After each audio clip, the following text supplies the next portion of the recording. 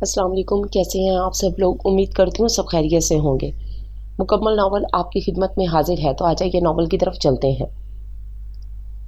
بچپن کا ساتھ ہے پھر ایک سے دونوں کے دکھ، رات کا اور میرا آنچل بھیگتا ہے ساتھ ساتھ۔ بارش سنگ ملامت میں بھی وہ ہمراہ ہے، میں بھی بھیگوں ہوں، خود بھی پاگل بھیگتا ہے ساتھ ساتھ۔ صرف محبت کافی نہیں، روح کے کچھ اور بھی تقاضے ہوتے ہیں۔ میں نے اپنی ذات کو دان کیا، اپنی خوشیوں، آرزوؤں، اپنے ہر خواب کو دان کیا، اپنے وجود کی نفی کر کے، اپنے ارمانوں کو دوسروں کی خوشیوں پر قربان کر کے۔ جو طمانینت مجھے محسوس ہوتی تھی وہ بہت دنوں تک مجھے مسرور رکھتی تھی، کیونکہ مجھے خوشیاں سمیٹنے سے زیادہ خوشیاں بانٹنا اچھا لگتا تھا۔ لیکن اچانک مجھے یہ کیا ہوا؟ خوشیاں بانٹنے سے زیادہ مجھے خوشیاں سمیٹنے میں مزہ آنے لگا، بلکہ یہ کہنا زیادہ مناسب رہے گا کہ چھیننے میں لطف آنے لگا۔ کسی کے لبوں پر مسکراہٹ دیکھتی تو دل کرتا اس کی مسکراہٹ کو سسکیوں میں بدل دوں۔ آنکھوں کی چمک دیکھ کر دل چاہتا انہیں بکھرا ہوا سمندر بنا ڈالوں۔ ایسا کیوں ہوا؟ یہ بلندی سے پستی کا سفر میں نے کیسے طے کیا، اور اس کے نتیجے میں ملنے والی آبلا پائی مجھے کیوں کر چین سے رہنے دیتی؟ پتہ نہیں۔ اس نے تھک کر ڈائری بند کی اور بیڈ گراؤنڈ سے سر ٹکا کر آنکھیں موند لیں۔ یہ میں کیا کر رہی ہوں؟ کیا مجھے یہ سب زیب دیتا ہے؟ اس کا ضمیر کچوکے لگانے لگا۔ اس نے گھبرا کر آنکھیں کھول دیں۔ نہیں، بالکل نہیں، میں کسی کمزور لمحے کی گرفت میں نہیں آؤں گی۔ میرے باپ نے جو بویا ہے وہ انہیں کاٹنا ہوگا۔ میرے اس بدصورت رویے کے ذمہ دار بھی وہی ہیں۔ کیوں کیا انہوں نے ایسا؟ کیا میں ان کی ذمہ داری نہیں تھی؟ مجھے اور میری مظلوم ماں کو زمانے کے رحم و کرم پر چھوڑ کر دنیا سے اپنی خوشیاں حق کی طرح وصول کرتے رہے۔ کیا ہمارا کسی آسودگی پر کوئی حق نہیں تھا؟ پرانے زخم پھر سے رسنے لگے تھے۔ آج اسے یہاں آئے ہوئے تیسرا دن ہو گیا تھا، مگر اس کے دل کو کسی پل قرار نہیں آ رہا تھا۔ ان 3 دنوں میں شاید وہ 3 گھنٹے بھی سکون سے نہیں سو سکی تھی۔ وانیہ، تم ابھی تک جاگ رہی ہو؟ امی نے اس کے کمرے کی لائٹ روشن دیکھی تو چلی آئیں۔ آپ کو اس سے کیا مطلب؟ میری نیندیں حرام ہوں یا شانت، آپ نے تو اپنی خوشی پوری کر لی ہے نا یہاں آ کر؟ وہ تنک کر بولی۔ میری خوشی؟ انہوں نے حیرانگی سے اپنی لاڈلی بیٹی کی شکل دیکھی۔ اگر خوشی میرے نصیب میں ہوتی تو آج میری اپنی بیٹی مجھے یوں تانے نہ دے رہی ہوتی۔ میں تو ان ہرمان نصیبوں میں سے ہوں جو زمانے کی ہر کروٹ پر پستے ہیں، ایک حقیقت سے ذرے کی مانند۔ انہوں نے دل میں اٹھنے والے تمام شکووں کو زبان پر آنے سے پہلے ہی سینے میں دفن کر لیا، یا اس کے علاوہ وہ اور کچھ کر ہی نہیں سکتی تھیں۔ کیا چاہتی ہو اس جہنم میں واپس چلیں؟ ان کے لہجے میں کاٹ تھی۔ آپ ان سے پوچھتی کیوں نہیں ہیں؟ آپ کیوں کر رہے ہیں وہ یہ مہربانیاں؟ دیکھو وانیہ، میری زندگی کے جو باقی ماندہ دن ہیں انہیں میرے لیے عذاب نہ بناؤ۔ اگر وہ اب بھی یہ سب نہ کرتے تو ہم کیا کر لیتے؟ اب اگر انہیں احساس ہو ہی گیا ہے تو یہ بھی ان کا احسان ہے، انہوں نے ٹوٹے ہوئے لہجے میں کہا۔ واٹ احسان؟ احسان نہیں، قرض ہے یہ ان پر، بوجھ ہے ان کے ضمیر پر جسے وہ ہلکا کرنا چاہ رہے ہیں، بماسود کے قرض اتارنا چاہ رہے ہیں۔ وہ کون سا قرض گزارے کے لیے رقم تو وہ ہمیشہ ہی بھیجتے رہے۔ ان کی آواز تھکی ہوئی تھی۔ کیا گزارے لائق رقم بھیجنے سے ان کا فرض پورا ہو گیا تھا امی؟ اس نے ماں کو شانوں سے تھام کر پوچھا تو وہ نظریں چرا گئی۔ شاید انہیں اپنی غلطیوں کا احساس ہو گیا ہے، وہ اتنا ہی کہہ سکیں۔ ہاں شاید، وہ چیخ اٹھی۔ خوب لفظ ہے یہ شاید، خوش فہمی اور اپنے آپ کو دیے گئے فریب کا دوسرا نام۔ لیکن امی، اس خوش فہمی کے خول میں آپ تو سانس لے سکتی ہیں لیکن میں نہیں۔ وہ اپنی بات مکمل کر کے دھپ سے بیڈ پر گری اور کروٹ لے کر لیٹ گئی۔ امی نے بے بسی سے اس کی طرف دیکھا اور خاموشی سے باہر نکل گئیں کہ وہ تو چکی کے 2 پارٹوں میں پس رہی تھیں، سو انہوں نے اپنے آپ کو حالات کے رحم و کرم پر چھوڑ دیا کہ گزشتہ 20 سالوں سے وہ یہی تو کرتی آ رہی تھیں۔ تو نے اپنی ماں کو موت کے دہانے پر پہنچا دیا ہے بدبخت۔ یاد رکھ، آخرت تو تیری خراب ہوگی ہی، لیکن دنیا میں بھی تو سکون سے نہ جی سکے گا۔ جا کر لے وہاں جا کر شادی جہاں کرنا چاہتا ہے، اور جھکا دے اپنی مرتی ہوئی ماں کی گردن کو، تاکہ جب وہ اس دنیا سے جائے تو سینے پر وعدہ خلافی کا بوجھ لے کر جائے۔ مکرم علی شاہ آپے سے باہر ہوتے ہوئے بولے تو اس کے قدموں تلے سے زمین کھسک گئی۔ کیا ہوا اماں کو دل کا دورہ پڑ گیا اس بد نصیب کو، تیری نافرمانی کی وجہ سے۔ بچپن سے زبان دی ہوئی تھی اپنی بہن کو اس نے، اس بیچاری کو کیا معلوم تھا جس سانپ کو دودھ پلا کر پال رہی ہے وہی اسے منہ زور جوانی کے قدموں تلے روند ڈالے گا، اس کے ارمانوں کو۔ مکرم علی شاہ کی آواز لرز رہی تھی، شاید ان میں مزید بولنے کی سکت نہ رہی تھی جب وہ صوفے پر ڈھہ سے گئے۔ احسان علی شاہ ابھی ابھی گھر آیا تھا۔ جب سے اس نے شادی سے انکار کیا تھا وہ یوں ہی صبح سے نکلتا اور شام ڈھلے گھر واپس آتا۔ बात चीत तो दरकिनार, उसने घर में खाना पीना भी छोड़ रखा था। वो सोच रहा था इकलौता होने के बाइस वो अपनी हर जायज़ और नाजायज़ माँ बाप से मनवा लेगा, लेकिन यहाँ तो मामला ही उल्टा हो गया था। उसकी प्यारी अम्मा ने उसके हर धर्मी के मुकाबिल अपनी नातवा जान दाव पर लगा दी थी। वो ये जान असल खबर सुनते ही उल्टे कदमों अस्पताल की तरफ दौड़ा। पूरी रात कॉरिडोर में टहलते गुजर गई। मेरी माँ को बचा ले मालिक, अब मैं इनकी हर बात मानूंगा। वो बच्चों की तरह से सक रहा था। ना मैं ताहिरा से शादी करने से इनकार करता, ना मेरी माँ इन हालों को पहुँचती। वो ज़मीर के हाथों ज़ख्म खोर्दा होने लगा। अम्मा की तीमारदारी में उसने दिन और रात एक कर दिए। बस एक बार जल्दी से ठीक होकर घर आ जाओ मम्मा, फिर तुम जो कहोगी मैं मानूंगा। वो माँ के हाथ लबों से लगाते हुए बोला, लेकिन ये फैसला करते वक्त वो जिस कर्ब से गुजर रहा था उसकी अजियत सिर्फ वही महसूस कर सकता था। सालिया बानो तो बेटे की फर्मा बरदारी पर निहाली हो गई। वो कैसे ठीक ना होती, आखिर बेटे ने इनकी जुबान की लाज रख ली थी। मैंने कह दिया 15 दिन के अंदर अंदर अपनी बहू ब्याह कर ले आऊंगी, बस अब मुझसे मजीद इंतज़ार नहीं होता। उन्होंने बेटे की मोहब्बत से भरपूर फ़ायदा उठाया। 15 दिन उसने बौखलाकर माँ की तरफ देखा। 15 दिन तो सादिया से बात करने के लिए तमहीद बांधने में ही गुजर जाएंगे कि सादिया को ये रूह फरसा खबर सुनाना इतना आसान भी ना था। उफ सादिया, मेरी पहली मोहब्बत, मेरा जुनून, मेरा इश्क, मेरा सब कुछ। उसकी आंखों में सादिया का दिलकश सरापा घूम गया। सादिया की मुस्कुराहट, उसका हुस्न और सबसे बढ़कर उसकी जहानत। पूरी यूनिवर्सिटी में सादिया की जहानत का चर्चा था। कितने ही फिलबदी तकारीर के मुकाबलों में वो मेडल्स ले चुकी थी, और सबसे बढ़कर सादिया की सोच का वो मुस्बत अंदाज जो हर आम सी शय को भी नज़र के एक जाविये से ख़ास बना देता था। उसके फ़लसफ़े के मुताबिक कोई शय भी बेमसरफ नहीं थी। बस इस शय को बामकसद बनाने के लिए इंसान को अपना जहन इस्तेमाल करना चाहिए। उस दिन सादिया बड़े ज़ोर शोर से अपना नज़रिया बयान कर रही थी, और एहसान अली जो उसके सभी चेहरे पर नजरें जमाए सुनहरी लटों की शरारतों से महफूज हो रहा था, अचानक बोल उठा, सादिया, मेरे बारे में तुम्हारा क्या ख्याल है? क्या मैं घुड़सवारी के काम आ सकता हूँ? उसने मासूमियत से दरमियान में सवाल दागा। क्या मतलब?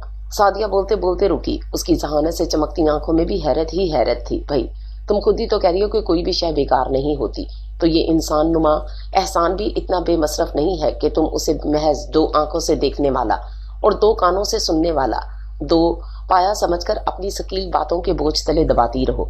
उसकी मासूमियत अरूज पर थी। एहसान, तुम सुधरोगे नहीं। वो झीम कर मुस्कुरा दी। वही तो मैं कह रहा हूँ, क्या तुम मुझे सुधार कर घुड़सवारी के काम में लाना चाह रही हो? हालांकि मुझे घोड़े की तरह दौड़ने का कोई तजुर्बा नहीं है। वो अभी तक गैर संजीदा था, लेकिन चेहरे पर बला की संजीदगी तारी थी। लेकिन मैंने ऐसा कब कहा? वो झुंझलाई।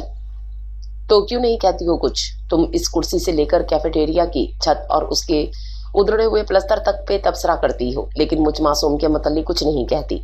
हालांकि मुझे भी परवरदिगार ने किसी मकसद के तहत तो इस दुनिया में ही भेजा होगा। यकीन करो सादिया, मुझ में अच्छा शरीके सफर बनने की तमाम खसूसियात मौजूद है। इसका सबसे बड़ा सबूत यह है कि मैं घंटों सबर से बल्कि जबर से तुम्हारी बातें सुनता रहता हूँ, मगर मुझसे एक लफ्ज भी नहीं कहता। मुझ जैसा बेचारा शौहर तुम्हें कहाँ मिलेगा? जरा मेरी जात बेजरर पर भी गौर फरमाइए। उसने मजाक ही मजाक में अपना मुद्दा बयान कर डाला। सादिया की हैरत से खुली हुई आंखों में खजालत के रंग उतर आए। उसने घबराकर नजरों का जाविया बदल लिया, लेकिन उसके चेहरे पर फैली धनक उसके एहसासात का पता दे रही थी। एहसान ने दिलचस्पी से उसके चेहरे के बदलते रंगों को देखा। पता नहीं सर मुख्तार आएंगे भी या नहीं। सादिया ने मौजू बदलते हुए रिस्ट वॉच पर नजर डाली। अरे, तुम किस सोच में पड़ गए? चलना नहीं है क्या? सादिया ने टेबल पर जाकर उसे मुतवज्जो किया। मैं सोच रहा हूँ बारात बगी पर लेकर आऊं और बगी के आगे सहरा बांध कर मैं खुद बन जाऊं, ताकि तुम्हें मेरी करामत होने पर यकीन आ जाए। एहसान ने इंतहाई संजीदगी से इतनी गैर संजीदा बात की तो बेसाख्ता सादिया कहता लगाकर हंस दी थी। सुबह जिस वक्त वानिया सोकर उठी, उसे भूख का शदीद एहसास हुआ। उसे याद आया कि उसने अम्मी से उलझने के बाद टेबल पर अपने बाप की मौजूदगी के बाइस एहतजाजन रात खाना नहीं खाया था। नहीं खाऊंगी कुछ, उसने मजीद हठधर्मी से सोचा, लेकिन कुछ ही देर बाद उसे अपना फैसला बदलना पड़ा, क्योंकि चूहों ने पेट में मटर गश्त शुरू कर दी थी। थोड़ी देर इंतजार करना चाहिए, मुझे यकीन है अम्मी खुद बुलाने आएंगी। वैसे भी इस वक्त उसे जाते हुए अजीब सा लग रहा था। अब खुद से जाने में सुबकी महसूस हो रही थी, लेकिन इसकी खुशफहमी उस वक्त गलत फहमी में तब्दील हो गई जब 11 बज गए और अम्मी ने उसके कमरे में आकर झांका भी नहीं। यहाँ आते ही मिजाजी खुदा की नाज बरदारियों में मसरूफ हो गई। मेरा कोई ख्याल ही नहीं रहा, आंसू टपकने को थे कि दरवाजे पर हल्की सी दस्तक हुई। आ गई। वो जल्दी से मुंह फेर कर खड़ी हो गई। कदमों की आहट पर भी उसने पलटकर नहीं देखा। तभी शाने पर शफकत का लम्स जागा और वो जो दिल में इरादा किए बैठी थी कि माँ से सख्त नाराजगी दिखाएगी, वे साख्ता उनके सीने से जा लगी। लेकिन अगले लम्हे वो करंट खाकर पीछे हटी थी। आप कैसी नागवारी सी नागवारी थी। वो सरतापा गुरेज हो गए। मुझे माफ कर दो बेटा, सिर्फ एक बार। वो रो देने को थे। कैसे माफ कर दूं आपको? मेरी इन महरूमियों का अजाला कौन करेगा जिसने दीमक की तरह मेरे वजूद में शामिल होकर मेरी शख्सियत को खोखला करके रख दिया। वानिया इंतहाई कठोरपन से बोली, मैं जानता हूँ बेटा, लेकिन क्या जानते हैं आप? आपको क्या मालूम कि गैर के दर पर रहने का अजाब क्या होता है, जब मुंह में जाने वाला हर लुकमा आपको अपनी औकात याद दिलाए। कैसे भूल जाऊं मैं ये सब? वो हिजानिया अंदाज में होकर चीखी, नहीं चाहिए आपकी शफकत, चले जाएं आप यहाँ से। वो दोनों हाथों में चेहरा छुपाकर रो पड़ी। इन 3 दिनों में ना जाने कितनी मर्तबा उन्होंने बेटी पर अपनी शफकत में छावर करना चाही थी, मगर उसने तो अपने दिल को पत्थर से भी ज्यादा सख्त कर लिया था। उसके इर्द गिर्द बनी हुई बदगुमानी की दीवारें इतनी मजबूत थीं कि वो लाख चाहने के बावजूद अपनी मोहब्बत की ज़रबों से इनमें शिगाफ नहीं डाल सके थे। वो शिकस्त खोर्दा से बाहर चले आए। आप यहाँ आराम से बैठ जाएं। कब तक ऐसे खड़े रहेंगे? इनकी जिंदगी के साथी किस तरह इस वक्त इनकी दिलजोई कर रही थी, बगैर किसी शिकवे, बगैर किसी शिकायत के। वो मुझसे नफरत करती है, शदीद नफरत। वो ज़ेरे लब बुड़बड़ाए। आपकी मोहब्बत की आंच उसकी नफरतों की दीवारों को पिघला कर रख देगी। आप देखना, ऐसा जरूर होगा। शौहर की शिकस्त खुर्दगी इनसे बर्दाश्त नहीं हो रही थी। इन्हें वानिया पर बहुत गुस्सा आ रहा था, जो किसी तरह भी ठंडी होने पर तैयार नहीं थी और मुसलसल अपने बाबा की मोहब्बत का जवाब मुसलसल नफरत से दे रही थी। क्या क्या ये सच है कि मोहब्बत अपना आप मनवा कर रहती है? क्या वाकई ऐसा होता है? नफरत कितनी ही शदीद हो, लेकिन मोहब्बत की आंच उसे पिघला कर रख देती है। शौहर के इस सवाल पर वो नजरें चुरा कर रह गई। इनकी गैर यकीनी ठीक ही तो थी। अगर वाकई ऐसा होता तो जब आप मेरी मोहब्बत को ठुकरा कर जा रहे थे, इस फलसफे ने उस वक्त अपना असर क्यों ना दिखाया? उन्होंने दिल में सोचा, लेकिन मुंह से कुछ ना कह सकी कि बाज बातें कह देने से अपना असर जायल कर देती हैं। और इनके कुछ ना कहने के बावजूद जो पछतावा इन्हें अपने शौहर के चेहरे पर नजर आ रहा था, उसे देखने के बाद मजीद कुछ कहने की गुंजाइश कहाँ निकलती थी। सादिया ने बिल्कुल बेतासुर चेहरे के साथ एहसान अली शाह की पूरी बात सुनी थी, लेकिन अंदर से उठने वाले तूफान पर उसने जिस तरह बंद बांधा हुआ था, ये सिर्फ वही जानती थी। ये अलग बात कि अपने आप को कमजोर जाहिर करके वो एहसान अली के फैसले को किसी तौर पर भी बदलवाने की रवादार नहीं थी। वो इन औरतों से थी जो अपनी नस्वानियत का भरम हर हाल में कायम रखती हैं। उसे अपनी अना अपनी मोहब्बत से ज्यादा अजीज थी। तुम्हें मुझे पहले से आगाह करना चाहिए था कि तुम्हारी बचपन से निस्बत तय है, ताकि मैं तुम्हारे बढ़ते हुए कदमों को वहीं पर रोक देती जहां से मेरे लिए तुम्हारे ख्यालात तब्दील हुए थे। पूरी बात सुनने के बाद सादिया ने इत्मीनान से ये चंद जुमले अदा किए थे। एहसान अली शाह ने हैरत भरी निगाहों से उसके सपाट चेहरे की तरफ देखा। वो तो समझ रहा था कि उसकी बात सुनने के बाद सादिया रोएगी, उसे बुजदिली का ताना देगी, बेवफा कहेगी, लेकिन सादिया की सर्द महरी बता रही थी कि मोहब्बत में जितना आगे एहसान अली जा चुका है, सादिया की मोहतात रविश अभी इस मंजिल से बहुत पीछे है। सचमुच उसकी मर्दानगी पर इस वक्त गहरी ज़रब पड़ी थी। वो तो कुछ और ही सोच कर आया था। बदलते वक्त के तकाजे के तहत कुछ नए इरादों के साथ मोहब्बत के तकाजे निभाने के लिए मोहब्बत को अमर करने आया था। फिर भी उसने हिम्मत नहीं हारी। सादिया, मैं चाहता हूँ कि ताहिरा से शादी करके अपने वालिदैन की इज्जत और उनका मान भी रख लूँ। और वो झिझक कर रुका तो सादिया की हमवार पेशानी पर कई बल पड़ गए और सादिया ने सवालिया अंदाज में इस्तफसार किया, और अपनी मोहब्बत भी हासिल कर लूँ। लेकिन मुझे यकीन है सादिया कि ताहिरा से शादी करने के बाद जब मैं ये कदम उठाऊंगा तो मेरे वालिदैन भी मुझे अपनी हकीकी खुशियाँ समेटने की रियायत ज़रूर देंगे। मोहब्बत की शिद्दत इंतहा पर थी। मैं किसी हफ्तावार बाजार में बिकने वाला कोई रियायती माल नहीं हूँ। और एहसान अली शाह, मैं जिसने कभी किसी बेजान शय को भी बेवकत नहीं जाना, अपनी जात को इतना बेमोल कर दूंगी, ये तुमने सोचा भी कैसे? उसकी शोलाबार निगाहों में कैसी हिद्दत थी कि एहसान अली शाह बौखला कर रह गया। मेरा ये मतलब हरगिज नहीं था सादिया। यहाँ बात सिर्फ मेरी जात की नहीं है एहसान अली, बल्कि 2 औरतों के वकार की है जिन्हें तुम इतना बेअख्तियार समझ रहे हो कि एक हासिल होने के बाद दूसरी तुम्हें मुफ्त मिल जाएगी, जैसे सर्फ के पैकेट के साथ साबुन फ्री मिल गया। उसने इस्तेज़ाया कहा। क्यों? वो चीख उठी। क्या ताहिरा इंसान नहीं है? उसके सीने में दिल नहीं है? या फिर उसकी अहमियत सिर्फ इतनी ही है कि वो बस एक औरत है और कुछ नहीं? एहसान अली शाह ने ना सिर्फ उसके जज्बात को हर्ट किया था, बल्कि अपना मर्दाना रूप भी उस पर अयां कर दिया था। और वो तो इन लोगों में से थी जो किसी जानवर की भी हक तलफी नहीं करते, चाहे का अपने जैसी एक औरत की हक तलफी हो। ऐसा तो वो सोच भी नहीं सकती थी। यही वजह थी कि इस वक्त एहसान अली उसे अपनी मोहब्बत नहीं बल्कि एक खुदगर्ज इंसान नजर आ रहा था, जो दोनों सूरतों में अपने ही फायदे पर नजर रखे हुए था। उसे सादिया और ताहिरा दोनों में से किसी के जज्बात की कतई कोई परवाह नहीं थी। वो बहुत इत्तेमाद से अपनी जगह से उठी। आज से हमारे रास्ते अलग अलग हैं। मुझे ढूंढने की कोशिश मत करना, इसलिए कि आज के बाद मैं तुम्हें बिल्कुल भी नहीं जानती और मैं अजनबियों से राह रस्म रखने की आदी नहीं हूँ। वो जानने के लिए आगे बढ़ी थी कि एहसान अली शाह की बेकरारी ने कदमों से लिपटना चाहा। सादिया, मर्द होने के नाते अपने भरम को तो कायम रखो। एहसान अली शाह, तुम जानते हो कि जो लोग फैसला करके राहें बदलते हैं, इन्हें पीछे से पुकारना कितनी बड़ी बेवकूफ़ी होती है। इसने बड़े नाप तोल कर अल्फाज अदा किए थे। एहसान अली ने एक शिकस्त खोरदा सी सांस ली और आंखें मूंद ली कि इस दुश्मन जान को जाते देखने का हौसला नहीं था। हमारे दरमियान जुदाई की फसील गाड़ने वाली ताहिरा है, जिसकी वजह से आज मेरी मोहब्बत मेरे सच्चे जज्बों को कठोरपन से अपने कदमों तले कुचलती गुजर गई। अभी तो वो मेरी जिंदगी में शामिल भी नहीं हुई कि उसकी बदबख्ती का साया मेरी मोहब्बत पर पड़ गया। वो इसे बेकसूर लड़की से हद दर्जा बदजन हो गया था, जो इन तमाम हालात से बेखबर नई जिंदगी के सपने बुनने में मसरूफ थी। और फिर ताहिरा की जिंदगी में शामिल होने के बाद एहसान अली शाह के दिल ने उसे बुरी तरह रिजेक्ट कर दिया। ये खूबसूरत औरत किसी तौर भी सादिया का नेमुल बदल हो ही नहीं सकती थी। एहसान अली शाह बजाय किसी किताब में मुंह घुसाए कनखियों से ताहिरा के बेजरर वजूद का जायजा लेता रहता। कोई भी तो ऐसी खास बात ना थी इसमें जो एहसान अली को अपनी तरफ मुतवज्जो करती, और एहसान अली शाह तो उनमें से था जो बचपन में पसंदीदा खिलौना टूट जाने पर उससे कई बेहतर और महंगा खिलौना लेने की जिद करता था। और अब जबकि मामला ज़िंदगी के साथी का था, वो किसी तौर भी सादिया जैसी हसीन औरत की कमी को ताहिरा के रूप में कबूल नहीं कर पा रहा था। आम सी ताहिरा का पहनना ओढ़ना हत्ता के सोचना भी आम सा ही था।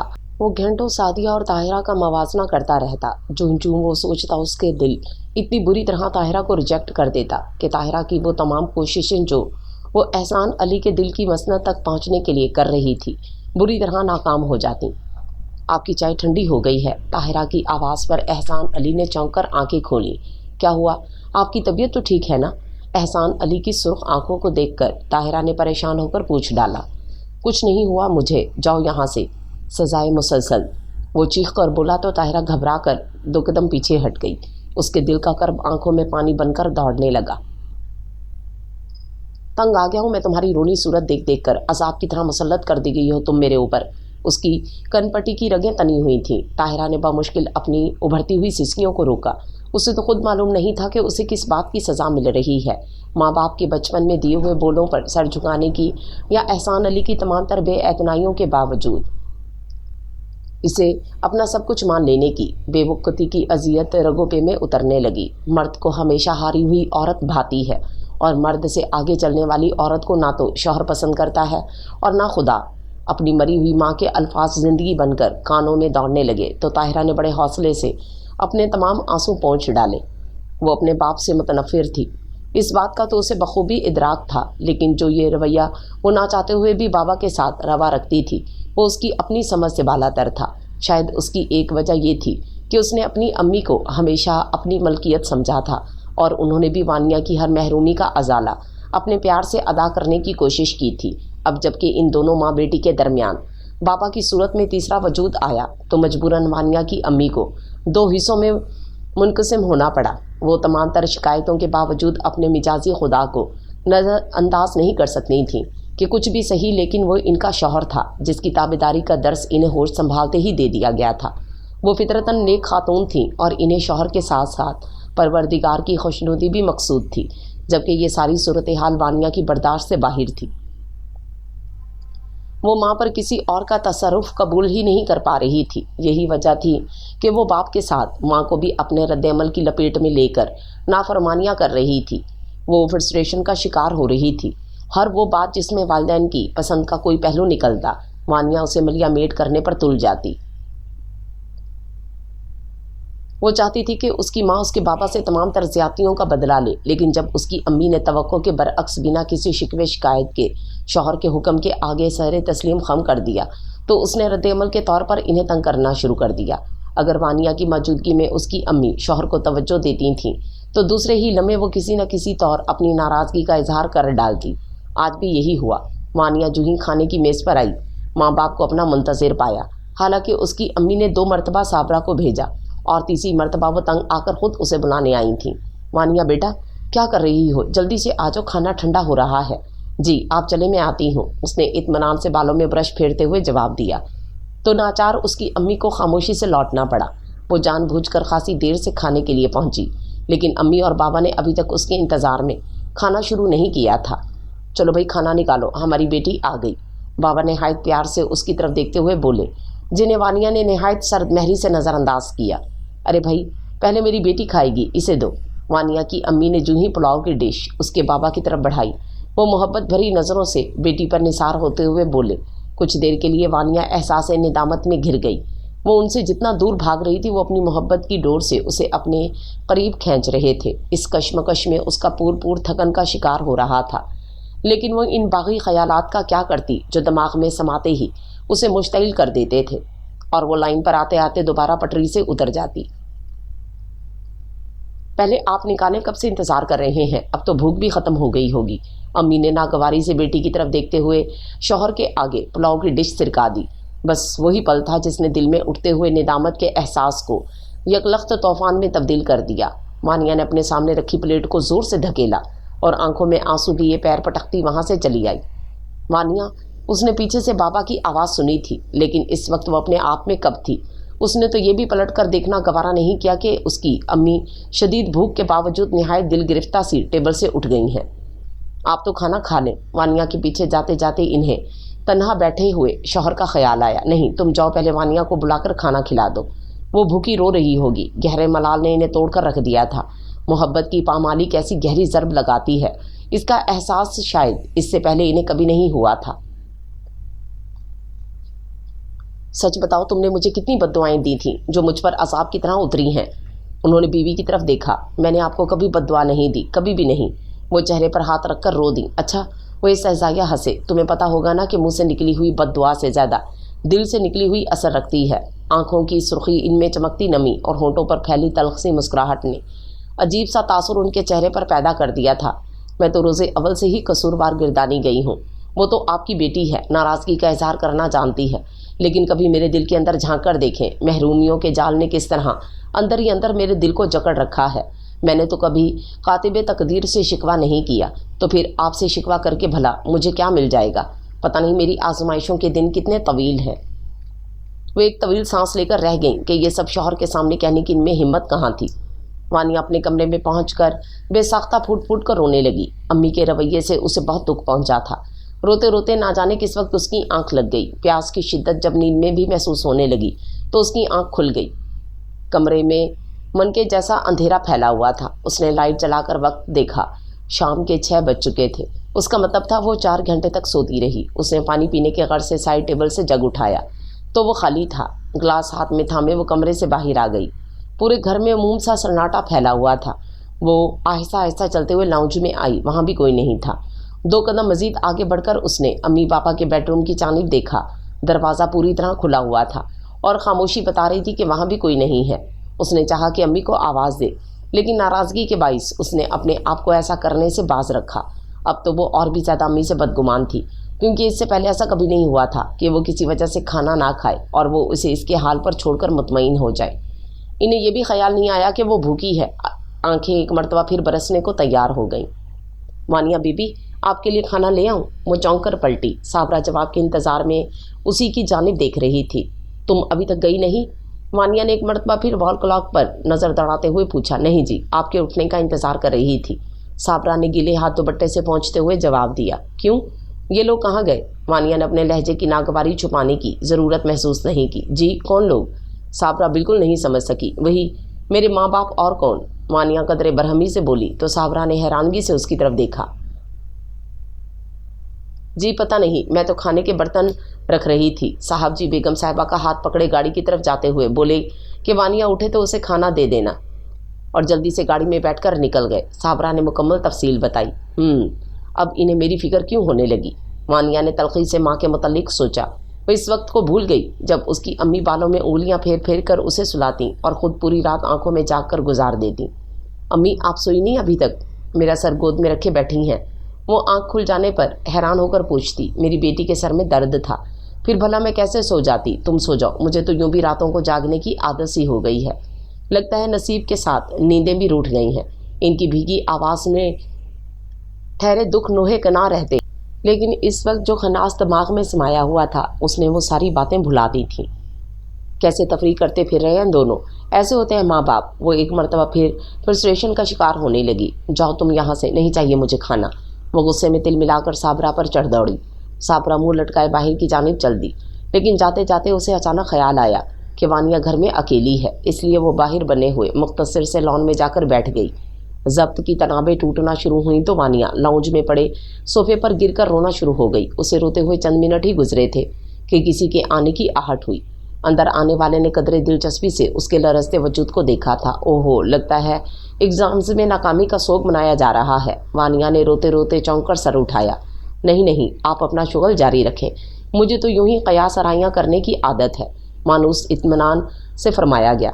ویسے ایک آدھ پیپر میں رہ گئی ہیں یا پوری کی پوری ناؤ ڈوب گئی؟ نہایت ہمدردانہ لہجے میں پوچھا گیا۔ وانیہ کے تلووں سے لگی یہ کون بدتمیز ہے جو بغیر اجازت گھر میں داخل ہو گیا، اوپر سے ایسے بدفعل بھی منہ سے نکال رہا ہے، کیونکہ آئندہ ماہ اس کا رزلٹ حقیقت میں آؤٹ ہونا تھا۔ کون ہیں آپ؟ وہ اٹھ کر کھڑی ہو گئی۔ پہلے آپ بتائیں آپ کون ہیں؟ اسی انداز میں الٹا سوال داغ دیا گیا۔ ایک چشمہ لگوا لیں نظر کا، دکھائی نہیں دے رہا میں ایک لڑکی ہوں؟ ٹھیک ہے پھر ایسا کروں گا، 2 چشمے بنوا لوں گا، ایک آپ کے لیے بھی۔ اجنبی بے تکلفی سے صوفے پر بیٹھتے ہوئے بولا۔ وہ کس لیے؟ وانیہ اس کی ڈھٹائی سے زیادہ سوال پر حیران ہوئی۔ وہ اس لیے کہ پہلے آپ نے مجھ سے پوچھا تھا کہ میں کون ہوں۔ اس کا مطلب ہے کہ آپ کو بھی واضح طور پر نظر نہیں آ رہا کہ میں ایک عدد لڑکا ہوں، اور وہ بھی بے حد سمارٹ اور ڈیشنگ۔ خاصی خوش فہمی ہے آپ کو، حالانکہ شکل سے تو آپ ڈاکوؤں کے سرغنہ لگ رہے ہیں۔ وانیہ نے دل کی بات زبان پر لانے میں دیر نہیں کی، کیونکہ آج کل ڈاکوؤں کا طریقہ واردات کچھ اسی قسم کا ہوتا ہے۔ کسی گھر میں اطمینان سے داخل ہوئے، فریج کھولا اور سیب نکال کر کھا لیا، کچن میں داخل ہوئے پہلے کھانا تناول فرمایا، اس کے بعد گھر کا صفایا کیا اور یہ جا وہ جا۔ ویسے آپ غضب کی قیافہ شناس لگتی ہیں۔ وہ تقریباً 6 فٹ کا انابی رنگت اور گہری سیاہ آنکھوں والا اجنبی قدرے نزدیک آ کر بولا تو وانیہ کے چھکے چھوٹ گئے۔ کیا مطلب؟ وانیہ کا چہرہ متغیر سا ہو گیا۔ خطرے کا احساس ہوتے ہی اس نے دونوں ہاتھ کانوں پر رکھ کر چیخیں مارنا چاہیں۔ 1 منٹ، اجنبی زور سے بولا۔ وانیہ نے چیخنے کا ارادہ ملتوی کر کے خوفزدہ نظروں سے اس کی طرف دیکھا۔ چیخ بعد میں مارنا، پہلے مجھے ہتھیار تو نکالنے دو۔ اجنبی نے اطمینان سے جینس کی جیب میں ہاتھ ڈالا۔ صابرہ! وانیہ پوری قوت سے چیخی تھی۔ اس سے پہلے کہ لان میں بے دلی سے بیٹھی صابرہ اس تک پہنچتی، وہ زمین پر تیورا کر گر چکی تھی۔ ارے انہیں کیا ہوا؟ اجنبی نے جیب سے ہاتھ نکال کر چوئنگم کا ریپر کھولتے ہوئے رک کر وانیہ کے ساکت وجود کو غور سے دیکھا۔ کیا ہوا ارسل صاحب؟ صابرہ گھبرائی ہوئی بولی۔ پتہ نہیں، میرا خیال ہے مجھ سے ڈر گئی۔ خیر تم جلدی سے پانی لاؤ، محترمہ کو ہوش میں لانے کی کوشش کروں۔ ارسل پنجوں کے بل زمین پر بیٹھتے ہوئے بولا۔ سنہری بالوں کی لٹیں چہرے پر بکھری ہوئی تھیں۔ ارسل نے آہستہ سے اس کے چہرے پر سے بال ہٹائے۔ گھنی پلکیں عارض پر سایہ فگن تھیں۔ وہ کچھ لمحے مبہوت سا رہ گیا۔ کس قدر معصوم حسن ہے، ہرنی کی مانند۔ اسے ڈری ڈری سہمی ہوئی عورتیں ہمیشہ اٹریکٹ کرتی تھیں۔ اگر عمر لڑکپن کی حدود چھوڑ چکی ہو لیکن حسن لڑکپن کی معصومیت سے ہاتھ نہ چھڑا سکے تو یہ دونوں صفات مل کر عورت کی کشش میں بے پناہ اضافہ کر دیتی ہیں۔ وانیہ کو اتنے قریب سے دیکھ کر اسے اپنے تمام پسندیدہ رائٹرز کی وہ ہیروئنز یاد آنے لگیں جو حسین بھی تھیں اور معصوم بھی۔ ہیوگو ہارڈی، ملٹن، موپساں، شاید سب ارسل کی طرح سوچتے تھے۔ نہیں، اصل میں وانیہ کے اندر اسے مستنصر حسین تارڑ کے ناول کی ہیروئن پاسکل کی جھلک نظر آئی تھی۔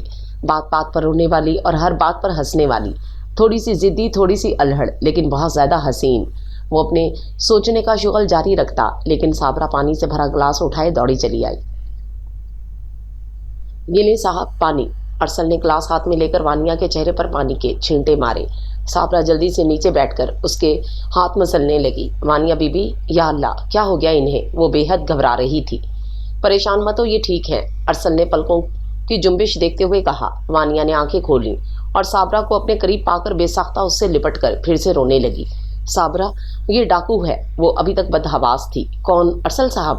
صابرہ حیرانگی سے ارسل کی طرف دیکھتے ہوئے بولی، جس کے ہونٹوں پر مہم سی مسکراہٹ تھی۔ ارسل، कौन अरसल? वानिया ने भीगी पलकों से सोफे पर इत्मीनान से बैठे हुए च्युइंगम चबाते डाकू की तरफ देखा। अरे ये डाकू थोड़ी हैं, ये तो। साबरा, मेरे लिए जल्दी से ब्लैक कॉफ़ी बना कर लाओ। आते ही मरीजा साहिबा से वास्ता पड़ गया। अगला जुमला उसने बड़बड़ाने से अंदाज में कहा था। साबरा अपनी बात मुकम्मल किए बगैर ही किचन की जानिब चली गई। वानिया को ये तो अंदाज़ा हो ही गया था कि इस शख्स का इस घर से यकीनन कोई पुराना राब्ता है, जभी तो साबरा भी उसे जानती है, क्योंकि साबरा वानिया और उसकी अम्मी के यहाँ आने से पहले से काम कर रही थी। वानिया कदरे शर्मिंदगी से उठकर खड़ी हुई और खामोशी से सर झुकाए अपने कमरे की तरफ बढ़ी। ये आपने मरीज़ा किसे कहा था? वो अचानक पलटकर सामने आई, अंदाज लड़ने वाला था। अरसल ने बामुश्किल अपनी मुस्कुराहट को होंठों तले दबाया। आपको हस्बे इत्मीनान जवाब आया, आप खुद होंगे मरीज। बच्चों की तरह जवाब देकर वो अपने कमरे में घुस गई, लेकिन कमरे में पहुंचकर भी उसकी धड़कनें कितनी ही देर तक बेतरतीब रहीं।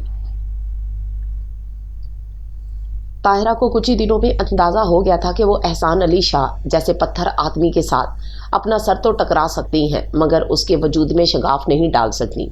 तो उसने सब्र कर लिया था। माँ भी दुनिया छोड़ गई थी, जिससे वो अपने दिल की बात कर लिया करती थी। सास ससुर भी यके बाद दिगरे राह अदम कूच कर गए। ले देकर एक भाई रह गया था, वो भी अपनी बीवी बच्चों में मगन था। 2-3 महीने में कभी ख्याल आता तो बीवी बच्चों समेत बहन से मिलने चला आता, वरना उसकी बला से बहन जिए या मरे। लिहाजा वो खामोशी से एहसान अली शाह के जबर को बड़े सब्र से सहती रही। एहसान अली की तमाम तर बेएतनाइयों और सरद महरी के बावजूद ताहिरा उसकी ज़रूरतों का पूरा ख्याल रखती। शुरू के 10 महीने तो ताहिरा ने एहसान अली की पसंद नापसंद जानने में गुजार दिए। इन तमाम कुर्बानियों का ताहिरा को सिला तो क्या मिलता। एक दिन एहसान अली ने उसके बेज़रर वजूद से छुटकारा हासिल करने का नया तरीका ढूंढ निकाला। मैं मुल्क से बाहर जा रहा हूँ, रोज़ी की तलाश में।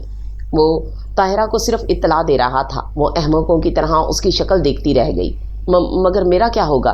वो इतना ही कह सकी। क्या मतलब मेरा क्या होगा? तुम्हें अपने दामन के साथ बांध कर ले जाऊं?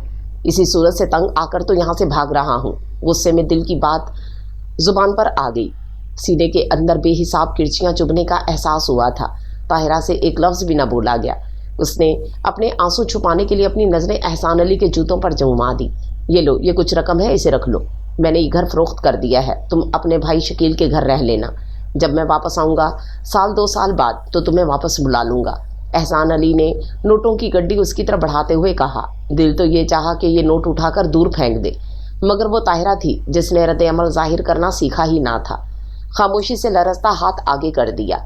जल्दी जल्दी अपनी ज़रूरत की चीज़ें समेट लो। मैंने ये घर फर्नीचर समेत फ़रोख्त कर दिया है। तुम्हारे भाई का घर क्योंकि छोटा है, इसमें इतना फर्नीचर नहीं समा सकता था। तुम अकेली हो, मुझे यकीन है कि तुम्हारा वजूद तुम्हारे भाई को ग्रां नहीं गुजरेगा। काम मिलते ही तुम्हारे लिए हर माह रकम भेज दिया करूँगा, इससे तुम अपनी ज़रूरियात पूरी कर लिया करना। शकील भाई से मैंने बात कर ली है, उन्होंने तुम्हारे लिए ऊपर का कमरा खाली करवा दिया होगा। वो इंतहाई सफाकी से उसकी रोज़ो शब तरतीब दे रहा था, ये सोचे बगैर कि पैसा कभी भी इंसान का नेमुल बदल नहीं होता। इस वक्त ताहिरा ने चाहा कि वो चीख कर उसे बताए कि चंद माह बाद वो अकेली नहीं रहेगी। एक और वजूद उसके अंदर सांस ले रहा है, जो पैसे की अहमियत से ना आशना है, जो सिर्फ माँ बाप के बोसों के लम्स को पहचानता है। लेकिन फिर उसे ख्याल आया कि वो अपने साथ साथ अपने होने वाले बच्चे की कदर भी खो देगी। उसने खामोशी को बेहतर जाना और आंसुओं को नसीब, और फिर एहसान अली शाह चले गया। ये देखे बगैर कि इस अकेली के वजूद को देखकर उसकी भाभी के माथे के बलों में कितना इजाफा हो गया था। वाह ताहिरा बेगम, तुम्हें एक मर्द काबू करना भी ना आया, आगे क्या करोगी? शायद किसी मर्द को काबू करना इनके नज़दीक सबसे आसान काम था। कम अज़ कम शकील भाई को देखकर तो यही अंदाज़ा होता था। बहरहाल बात तो भाभी ने पते की थी। उसने खाली खाली नज़रों से भाभी की तरफ देखा था, जिनके होंठों पर एक तंजिया मुस्कुराहट थी। उसका मजाक उड़ाती, उसे सरतापा गुरेज करती हुई उसने बड़ी मशाकी से अपने उबलते आंसू सीने में उतार लिए। शायद ये पहला काम था जो उसने बड़ी महारत से सर अंजाम दिया था। इस वक्त उसे एहसास हुआ कि वो इतनी भी कमज़ोर नहीं। ये दिलासा इस वक्त किसी नेमत से कम नहीं था। वही दिल जो अभी कुछ देर पहले अम्मी और बाबा के सलूक पर 8 आंसू बहा रहा था, इस वक्त इसी दिल की कैफियत यकसर तब्दील हो चुकी थी। दिल बस एक ही सवाल की गर्दान कर रहा था, कौन है वो? अपालू का मुजस्समा नहीं, उसके रूप में तो जिंदगी लहू की जगह दौड़ती नजर आ रही थी। वो मुजस्समा कहाँ था? वो तो जीता जागता अपालू था, जिसकी गहरी स्याह आंखों में जिंदगी पूरी आबोताब के साथ जलवागर थी। कौन है वो?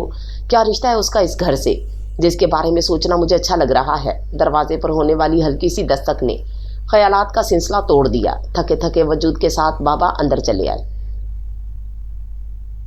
क्या बात है बेटा? साबरा बता रही थी कि तुमने आज रात खाना नहीं खाया। चलो बाबा के साथ चलकर खाना खा लो। इनके अंदाज में शफकत ही शफकत थी।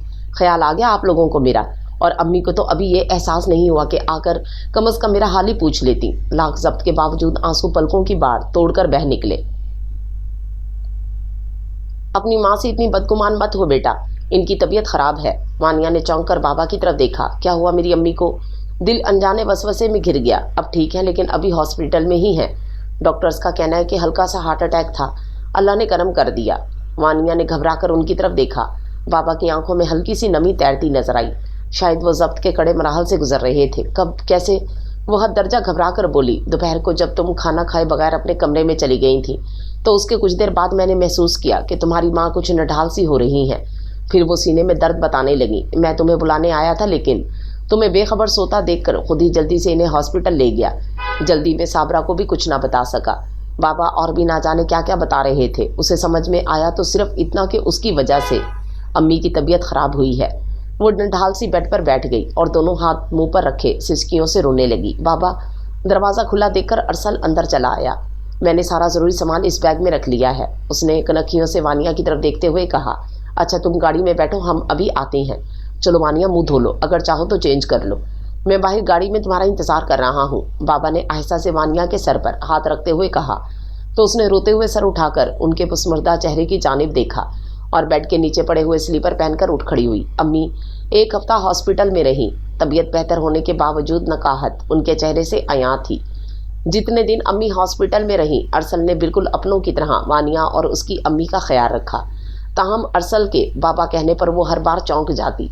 अरसल से इन लोगों का क्या रिश्ता है अभी तक वाज़ेह ना हो सका था।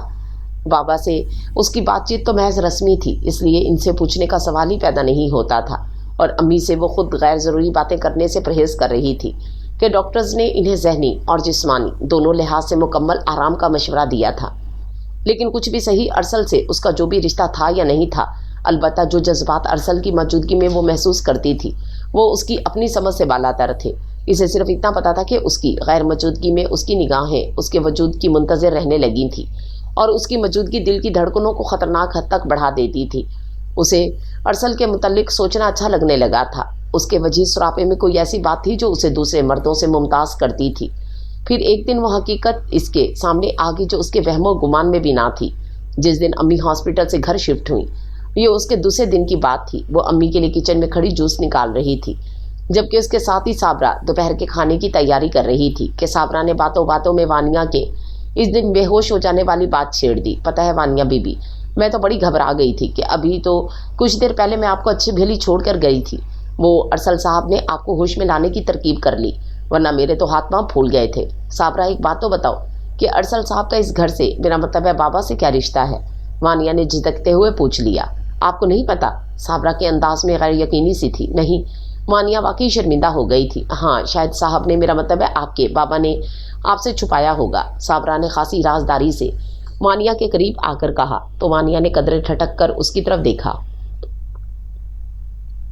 असल में आपके यहाँ आने से कोई महीना डेढ़ पहले से मैं यहाँ काम कर रही हूँ। दरअसल ये बंगला मेरे पुराने मालिकों का है। जब आपके बाबा ने ये बंगला ख़रीदा तो मैंने यहाँ आपके बाबा से कहा कि अगर आपको मुलाजमा की ज़रूरत हो तो मुझे ही रख लें। तो आपके बाबा ने कहा ठीक है, मैं इसी तरह यहाँ काम करती रहूँ, और उन्होंने ये भी बताया कि जल्दी इनकी बीवी और बेटी भी यहाँ आ जाएंगी। ज़रा बंगले में रंगो रोगन करवा लें। यूँ मैं यहाँ सिर्फ खाना पकाने के लिए आने लगी। आपके लिए यहाँ आने से पहले अरसल मियाँ भी यहाँ आए थे। इस वक्त साहब ने मुझे बताया था कि ये अरसल मियाँ उनके बेटे हैं और बाहर मुल्क में पढ़ते हैं। ये दोनों बाप बेटा पहले साथ ही अमेरिका में रहते थे। अब साहब तो यहाँ आ गए, लेकिन अरसल साहब अपनी तालीम मुकम्मल करने के बाद यहाँ आएंगे। साबरा की तफसील अभी जारी थी, लेकिन वानिया को लगा इसे किचन की दरो दीवार उसके सर पर आ गिरे हों। मेरा ख्याल है आपके बाबा ने बाहर मुल्क में भी शादी कर रखी होगी। अरसल साहब इसी बीवी से होंगे, यूँ वो आपके भाई हुए। साबरा उसकी कैफियत से बेखबर बोले चली जा रही थी, जबकि वानिया के कानों में एक ही जुमला गूंज रहा था, आपके भाई, आपके भाई। पता नहीं वो किचन से किस तरह अपने कमरे तक पहुंची। साबरा ने कुछ देर हैरानगी से जाती हुई वानिया की पुश्त को देखा और ताज्जुब से गर्दन हिलाते हुए अपने आप से बोली, बेचारी को अब पता चला होगा कि उसके बाप ने वहाँ दूसरी शादी कर रखी है। हाय, बेखबरी भी बड़ी नेमत है। ये एक ऐसा इंकशाफ था जिसने वानिया को हिला कर रख दिया था। اس کا پورا وجود زلزلوں کی زد میں تھا. یا خدا یہ کیا ہو گیا؟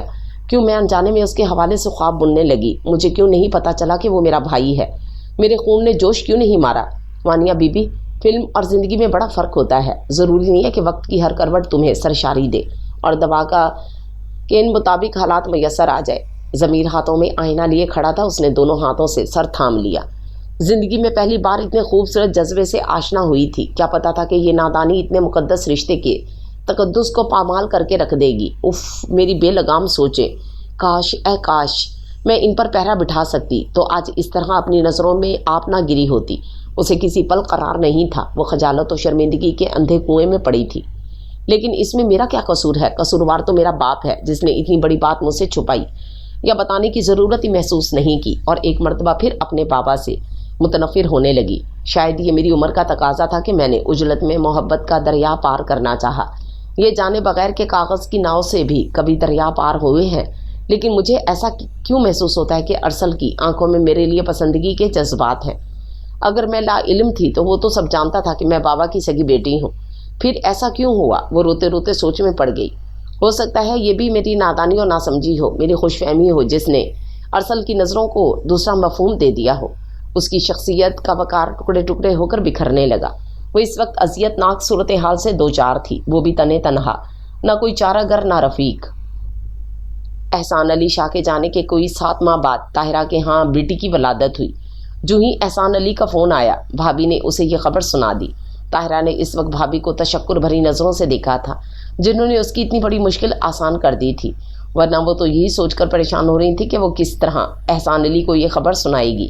اور احسان علی کا جانے کیا رد عمل ہو کہ اسے تو اس بات کی خبر بھی نہ تھی کہ وہ باپ بننے والا ہے.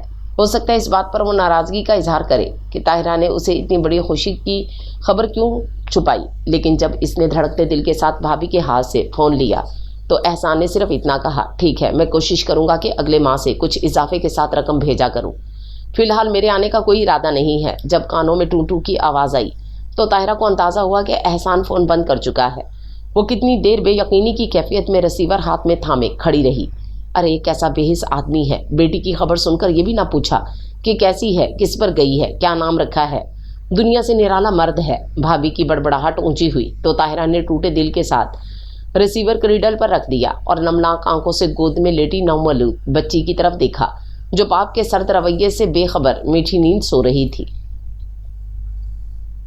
نہ جانے کیوں طاہرہ کو ایک آس تھی کہ احسان علی کے پتھر دل میں بیٹی کی خبر سن کر کچھ نرمی آ جائے گی. شاید وہ یہ فرمائش کر دے کہ بچی کے رونے کی آواز فون پر سنوا دوں. یہی سوچ کر طاہرہ بچی کو گود میں لیے فون سننے چلی آئی تھی. لیکن طاہرہ کی طرح وہی بے وقتی بچی کا بھی نصیب ٹھہری. اوپر اپنے کمرے کی طرف جاتے جاتے اس کا دھیان لاؤنج میں رکھے ٹی وی کی طرف چلا گیا. مغنیاں بڑے جذبے سے گا رہی تھی. تو کیا یہ طے ہے کہ اب عمر بھر نہیں ملنا؟ تو یہ عمر ہی کیا تم سے گر نہیں ملنا؟ وہ تھکے تھکے قدموں سے بچی کو سنبھالے زینہ چڑھ گئی اور جتنے آنسو بھابھی کی موجودگی کی وجہ سے چھپا رکھے تھے ایک ایک کر کے سب بہا دیے. قصاص کے بعد یہ آنسو ہی اس کے غم خوار تھے. شوہر سے لے کر بھائی کے گھر اور اس میں رکھی ہوئی کسی بھی شے پر اس کا کوئی اختیار نہیں تھا.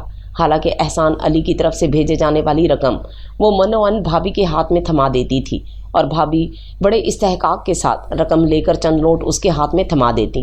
یہ لو، اپنے کپڑے لتے کے لیے رکھ لو. وہ بغیر احتجاج کیے خاموشی سے نوٹ مٹھی میں دبا لیتی. منی آرڈر کے 3-4 دن تک بھابھی بڑی پرسکون رہتی. نہ کوئی تانا نہ بڑھتی ہوئی مہنگائی کا رونا. اور اگر کسی مہینے رقم آنے میں دیر ہو جاتی تو وہ 24 گھنٹے ناگن کی طرح بل کھائی پھرتی. اسے دودھ اور روٹی تک کا حساب لیا جاتا. غضب خدا کا، ابھی آدھی پتیلی دودھ باورچی خانے میں چھوڑ کر آئی تھی. دوبارہ جا کر دیکھتی ہوں تو پتیلی خالی پڑی ہے. وہ یہ تک نہ کہہ پاتی کہ جو آدھی پتیلی دودھ آپ باورچی خانے میں چھوڑ کر آئی تھیں وہ برتن دھونے کے غرض سے پتیلی خالی کر کے ایک کپ میں ڈال کر فریج میں رکھ دیا ہے. کیونکہ وہ جانتی تھی کہ بھابھی ہر بات پر نظر رکھتی ہیں. لیکن یہ بات وہ اچھی طرح جانتی تھیں کہ طاہرہ نے دودھ فریج میں رکھ دیا ہوگا. لیکن انہیں تو ہر حال میں اپنا بوجھ نکالنا ہوتا تھا تو وہ اسی بات کو بہانہ بنا لیتی. کبھی کہتی، ہائے ابھی تو ٹفن میں 4 روٹیاں رکھی تھیں. اے طاہرہ، تم نے کیا چاروں کھا لی؟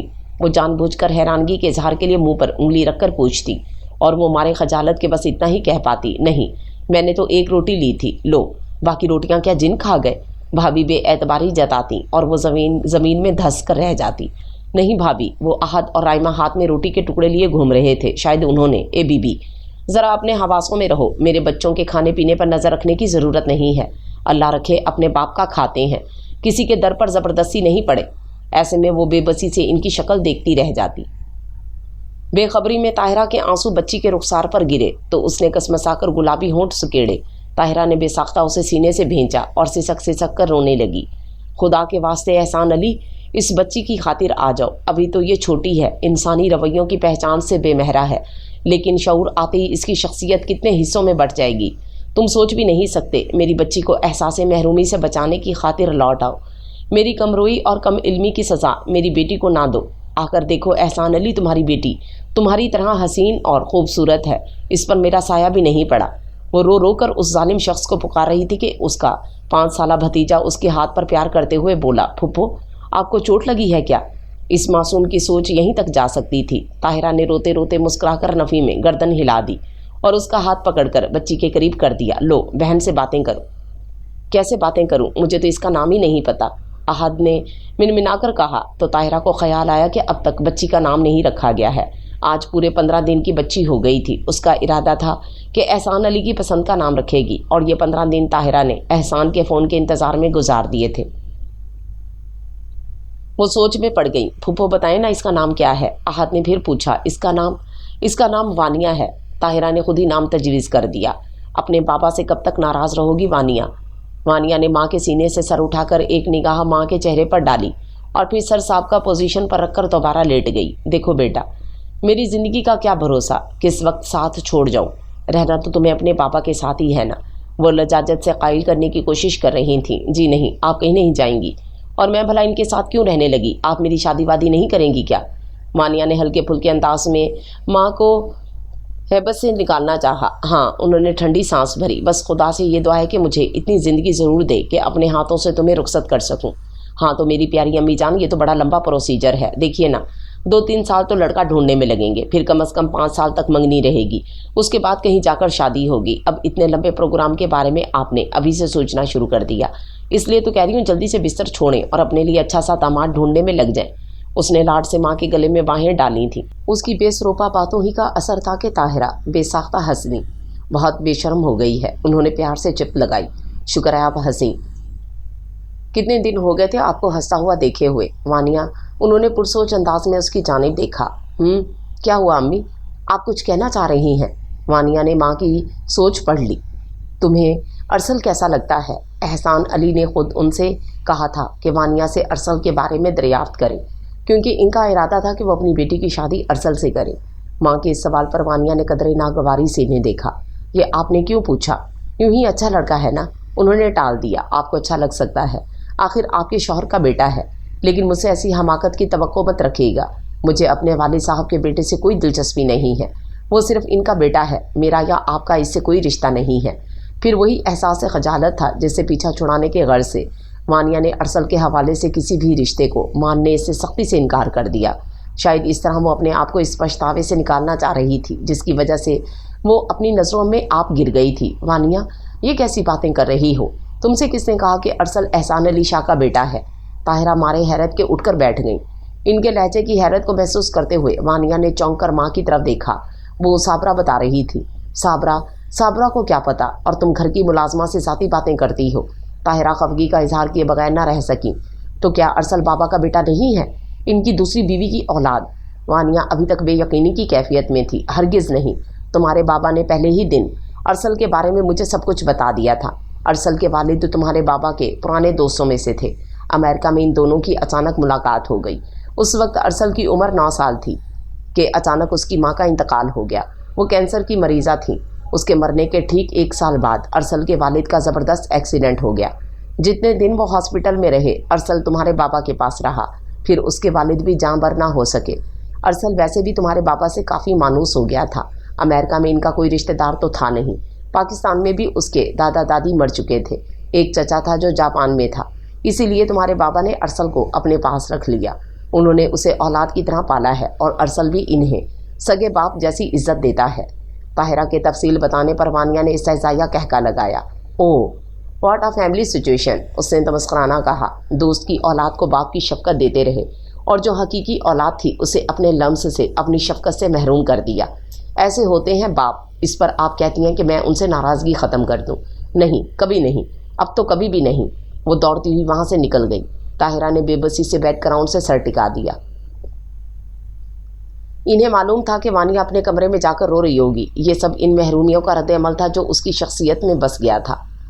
طاہرہ کو اس بات کی بڑی ڈھارس تھی کہ بھابھی کی نسبت ان کے بچوں کا رویہ وانیہ کے ساتھ خاصا دوستانہ تھا، خاص طور پر احد جو شعور کی منزلیں طے کرتا گیا، اس کے اندر سوجھ بوجھ آتی چلی گئی۔ اب وہ اپنی ماں کی کسی بھی زیادتی پر اسے ٹوکے بنا نہیں رہتا تھا۔ یہی نہیں، وہ بھابھی کی زیادتیوں اور حرکتوں سے اپنے والد کو بھی آگاہ کرنے لگا تھا۔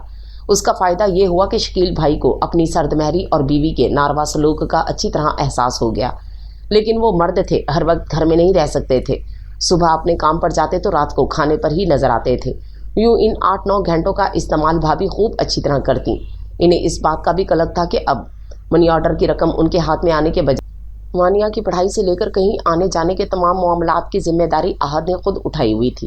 وانیہ کو کالج جانا ہو، نوٹس چاہیے ہوں، کسی دوست یا کلاس فیلو کے گھر جانا ہو، احد نے ہر طرح وانیہ کے ساتھ تعاون کیا ہوا تھا۔ طاہرہ احد کے رویے کو ہمدردی سمجھتی نہیں، لیکن انہیں یہ پتہ نہیں تھا کہ وانیہ کے لیے احد کے جذبات قطعی مختلف ہیں۔ وہ اسے روزے اول سے چاہ رہا تھا، خاموش پجاری کی مانند، لیکن اس نے کبھی وانیہ پر اپنے جذبات ظاہر کرنے کی کوشش نہیں کی تھی۔ طبیعت میں گہری سنجیدگی ہونے کے باعث وہ وانیہ سے بات بھی محض ضرورتاً کیا کرتا۔ احد نے اپنے تمام جذبوں کو خانہ دل میں رکھا ہوا تھا تاکہ وقت آنے پر ان جذبوں کو زبان دے سکے۔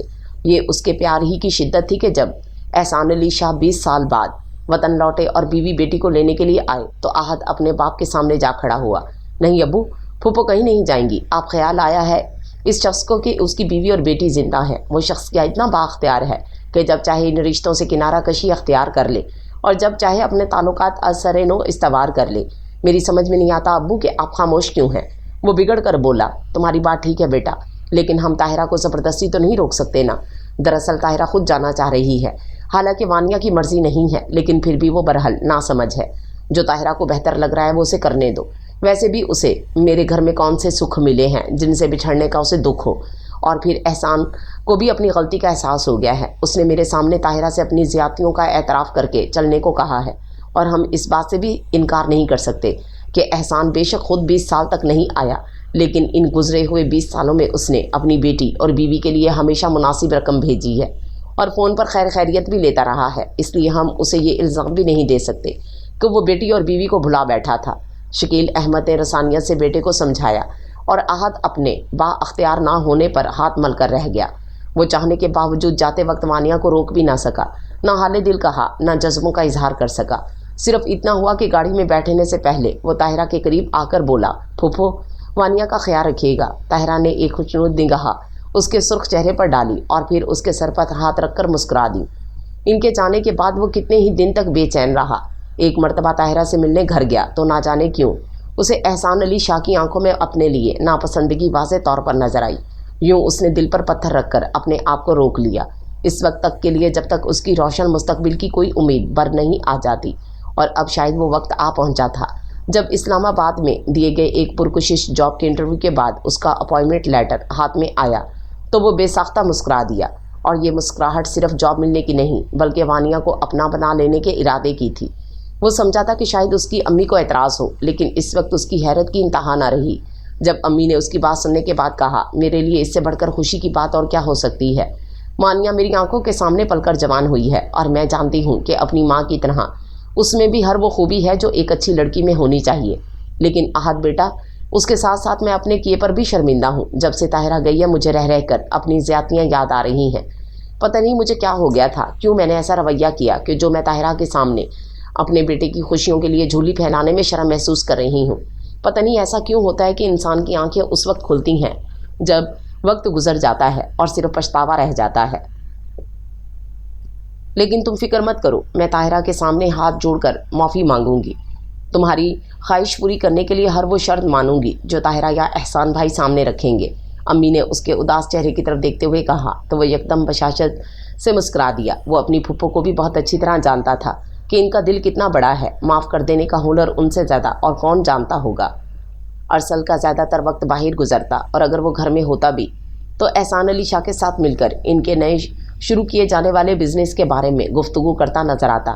تبھی وہ اور احسان علی شاہ शेयर्स खरीदने या फरोख्त करने के मसले में उलझे नजर आते, जिससे वानिया को अंदाज़ा हुआ कि वो और बाबा गालिबन मिलकर कोई बिजनेस कर रहे हैं। और ये बात वानिया के लिए बड़ी खुश आइन साबित हुई थी, क्योंकि जब से वानिया को ये मालूम हुआ था कि अरसल का उससे कोई ऐसा रिश्ता नहीं है जिसके बारे में सोचते हुए वो गुज़िश्ता एक माह से बेसुकून थी, एक बोझ सा जहन पर से उतर गया था और आंखें फिर वही सपने बुनने लगी थीं जो अधूरे रह गए थे।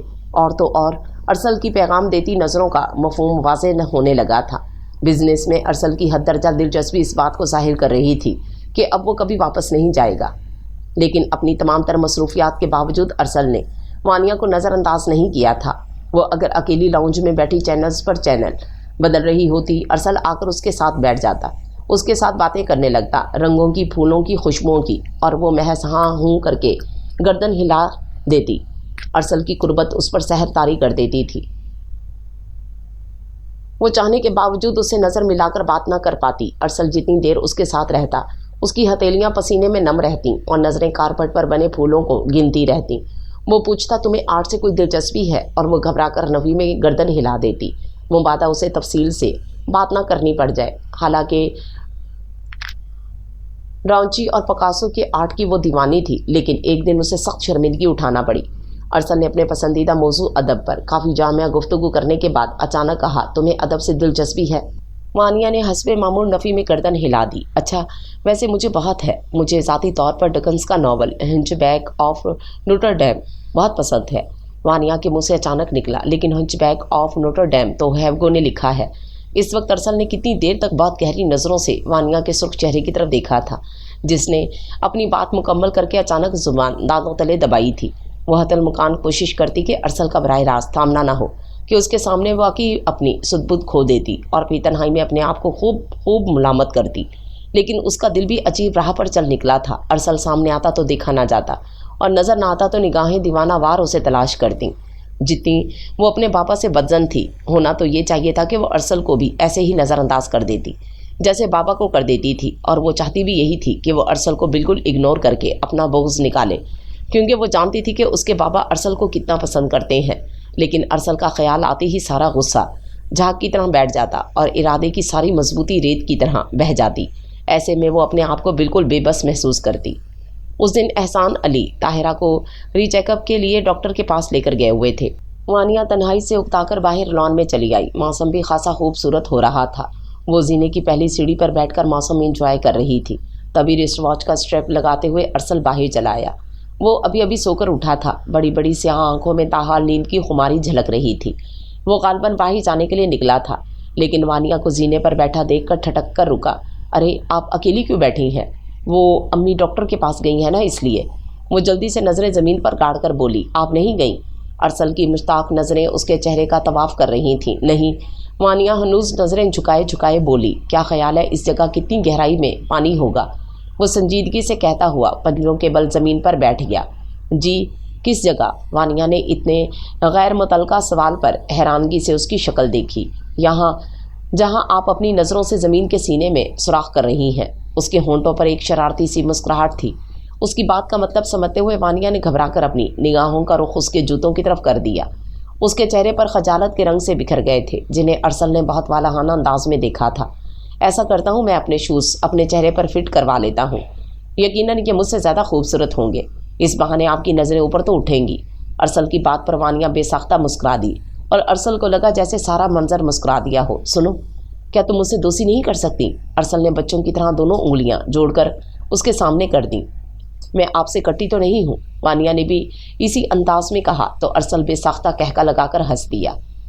कटी तो नहीं हो, लेकिन दोस्तों की तरह बेतकल्लुफ़ भी नहीं हो। क्या मैं ये समझूं कि ऐसा बाबा की वजह से है? उसकी गहरी निगाहें वानिया के यकलख्त संजीदा होते चेहरे पर रुकी। मुझे कोई ज़रूरत नहीं है इनकी वजह से ऐसा करने की। इनकी? अरसल ने जानबूझकर तजाहुल से काम लिया। ओहो, गालिबन तुम अपने फादर की बात कर रही हो। मेरा ख्याल है अपने वालिद के लिए इस तरह के हकारत वाले अल्फाज इस्तेमाल करना तुम्हें ज़ेब नहीं देता। तुम्हारा रवैया भी बाबा के साथ कुछ ज़्यादा अच्छा नहीं है। कम से कम मेरे लिए तो ये बात नाकाबिले कबूल है। अगर आपके साथ वो सब कुछ हुआ होता जो मेरे और मेरी माँ के साथ हुआ है, तो आपका रवैया शायद इससे भी बदतर होता। मैं तो लड़की हूँ ना, इसलिए सिर्फ चुप रहने पर मजबूर हूँ, जो कि बकौल आपके मेरा गलत रवैया साबित हो चुका है। यही वो मौजू था जिस पर समझौता करने के लिए वो किसी तौर तैयार नहीं होती थी, और अरसल ने आज उसकी दुखती रग पर हाथ रख दिया था। और अगर मेरे साथ वो सब कुछ हुआ होता ना जो बाबा के साथ हुआ है, तो शायद मेरा रद्द-ए-अमल इससे कहीं ज़्यादा शदीद होता। मैं तो ये सब कभी ना करता जो बाबा ने तुम लोगों के लिए कर दिया है।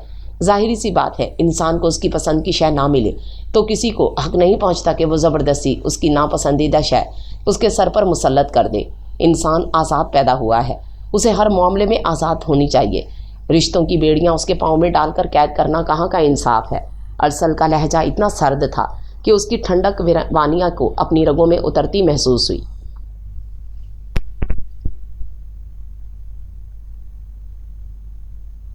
अरसल का ये रूप ना सिर्फ बहुत भयानक बल्कि कम अज़ कम वानिया के लिए नाकाबिले यकीन था। फिर भी अपनी माँ को नापसंदीदा शय का खिताब देने पर उसने इतना ज़रूर कहा, इंसान और बेजान शय में फ़र्क महसूस करना सीखिए। बेजान चीज़ों की तख्लीक इंसान खुद करता है, लेकिन एक जीती जागती सांस लेती मखलूक जिसने बनाई है उसकी कुदरत में मुदाखलत ना करे। ये ना हो कि वो अपनी कुदरत का कोई करिश्मा बहुत भयानक रूप में आपके सामने ले आए कि इसे तब्दील करके सकता है तो करके दिखा। आज वानिया को बखूबी अंदाज़ा हो गया था कि उसके बाबा की तरह अरसल में भी इंसानियत कम और मर्दानगी ज़्यादा है। इससे मज़ीद बात करके वो अपने आप को और ज़्यादा बेवकत नहीं कर सकती थी, इसलिए उसे वहाँ से उठ जाना बेहतर समझा।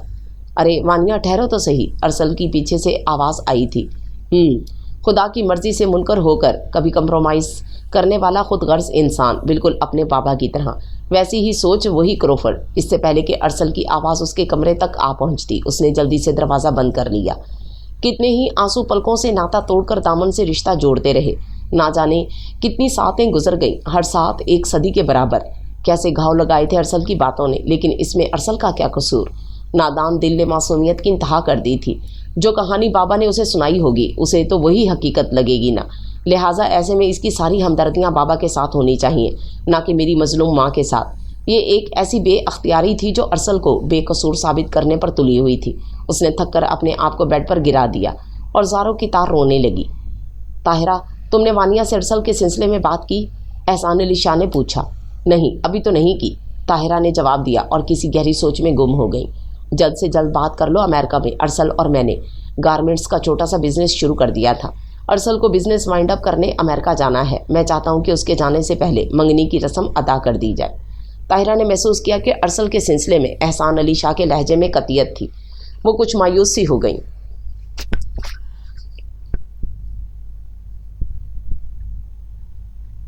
ना जाने क्यों बहुत सी ज़ाहिरी खूबियों के बावजूद अरसल वानिया के लिए इन्हें मौजू नहीं लग रहा था। अरसल का अपनी ज़ात पर हद दर्जा इत्तमाद इन्हें किसी अनजाने खौफ में मुब्तला कर रहा था। ताहिरा ने बारहा उसका मवाजना किया था। इसमें ताहिरा को एहसान अली शाह की झलक नजर आई थी। ताहिरा ने नोट किया था कि जो कारोबारी बातें अरसल और एहसान अली के दरमियान होती थीं, इनमें होने वाले फैसले अरसल की मर्ज़ी के होते थे। एहसान अली शाह जैसा मजबूत क़ुव्वत इरादी का मालिक ना करते करते भी अरसल की मर्ज़ी पर सर झुका दिया करता, क्योंकि अरसल को अपने फ़ैसले मनवाने का हुनर आता था। और यही बात थी जिसमें ताहिरा को अनजाने खौफ की आहट सुनाई दे रही थी। वो जानती थी कि इनकी बेटी कितनी नाजुक है, एक बेहद हसास दिल की मालिक, छोटी छोटी बातों को रोग बना लेने वाली। उसके लिए तो कोई इसी के जैसा हसास दिल और नरम खून शरीके सफ़र होना चाहिए जो उसके एहसासात को समझ सके, जिसे सिर्फ मनवाने ही की नहीं, मानने की भी आदत हो। और ये तमाम खूबियाँ आहद में बदरजा अतम मौजूद थीं, लेकिन इस वक्त आहद का नाम लेकर वो एहसान अली शाह को नाराज़ नहीं कर सकती थी। इसलिए महज खामोशी से सर झुकाकर रह गई कि इनके कानों ने हमेशा दूसरों के लिए किए गए फैसलों की गूंज सुनी थी। ज़ुबान अभी तक इस लज्जत से ना आशना थी। दिल और दिमाग की जंग में उसके आसाब शल हो रहे थे। दिल अरसल की राह छोड़ने को तैयार ना था और दिमाग उसे राह बदलने का मशवरा दे रहा था। इस कश्मकश में उसका हसीन चेहरा कुमलाकर रह गया था। ताहिरा ने यह बात शिद्दत से महसूस की थी कि वानिया परेशान और दुखी है। चंद दिनों से अरसल के रवैये में भी वानिया के लिए बेनियाजी नज़र आ रही थी, वरना ये बात तो ताहिरा भी अच्छी तरह जानती थी। इनकी बेटी मोहब्बत का रोग लगा बैठी है। अरसल को देखकर जो रंग वानिया के चेहरे पर बिखरते थे वो इनकी नज़रों से पोशीदा न रह सके थे, और अरसल की आंखों में भी वानिया के लिए पसंदगी के जज्बात साफ नज़र आते थे। शायद यही वजह थी कि इतनी हकीकत पसंदाना सोच रखने के बावजूद वो एहसान अली शाह के सामने आहत का नाम न ले सकीं, वरना बेटी के मुस्तकबिल के लिए इतनी हिम्मत तो वो कर ही लेती। क्या बात है वानिया, कैसे मिलिगजे कपड़ों में बैठी हो? जाओ नहाकर कपड़े तब्दील करो। उन्होंने बेनियाजी से नाखून खुरचती बेटी को देखकर कहा। میرا دل نہیں چاہ رہا، وانیا نے اسی پوزیشن میں بیٹھے بیٹھے جواب دیا۔ کچھ پریشان ہو؟ میں یہاں سے کچھ دنوں کے لیے جانا چاہتی ہوں، ماموں جان کے گھر۔ وانیا نے اچانک کھڑے ہو کر جواب طلب نظروں سے ان کی طرف دیکھتے ہوئے کہا۔ ہاں ہو آؤ، لیکن وہاں رکنے سے کیا تمہارا مسئلہ حل ہو جائے گا؟ انہیں وانیا کے وہاں رکنے کی منطق سمجھ میں نہیں آئی تھی، تبھی بول اٹھیں۔ پتہ نہیں امی، لیکن میں کچھ دنوں کے لیے یہاں سے جانا چاہتی ہوں۔ ویسے بھی کل رائما کا فون بھی آیا تھا، میرے نہ آنے پر وہ شکایت کر رہی تھی، وانیا نے الجھے انداز میں کہا۔ تو طاہرہ نے یہی بہتر سمجھا کہ اسے کچھ دنوں کے لیے واقعی اس ماحول سے دور ہو جانا چاہیے جس کی وجہ سے وہ مرجھا کر رہ گئی تھی۔ ٹھیک ہے چلی جاؤ، طاہرہ نے اسے پیار سے لپٹاتے ہوئے کہا۔ تو نہ جانے کیوں وانیا کی آنکھیں بھیگ گئیں۔ اسے لگا کہ اگر وہ یوں ہی کچھ دیر اور ماں کے سینے سے لگی رہی تو اس کا پورا وجود اشک بن کر بہہ جائے گا۔ وہ جلدی سے پیچھے ہٹی تھی اور طاہرہ کو حیران سا چھوڑ کر اپنے کمرے میں تیار ہونے چل دی۔ ماموں جان کے گھر اپنا استقبال دیکھ کر وہ حیران رہ گئی۔ مومانی جان نے جو اسے گلے لگایا تو کتنی دیر تلک اسے بھینچے کھڑی رہیں۔ وہ تو رائما نے وانیا کو کھینچ کر الگ کیا۔ امی کم از کم مجھ سے تو ملنے دیں۔ وہ یکدم وانیا سے لپٹی تھی۔ وانیا نے دیکھا مومانی جان کی بھیگی آنکھوں سے مسکرائی تھیں۔ ایسی محبت انہوں نے کبھی 20 سالوں میں بھی نہیں جتائی تھی جیسی کہ آج۔ اس نے تو اپنی مومانی کو ہمیشہ طعنے دیتے ہی سنا تھا، حالانکہ انہوں نے کوئی روایتی ظلم و ستم ڈھاتے ہوئے انہیں ملازموں یا محکوموں کی طرح نہیں رکھا تھا، مگر ان کا رویہ اتنا اچھا بھی نہیں تھا کہ وانیا بھول جاتی۔ اب مومانی جان اپنی پذیرائی سے واقعی حیران کر رہی تھیں۔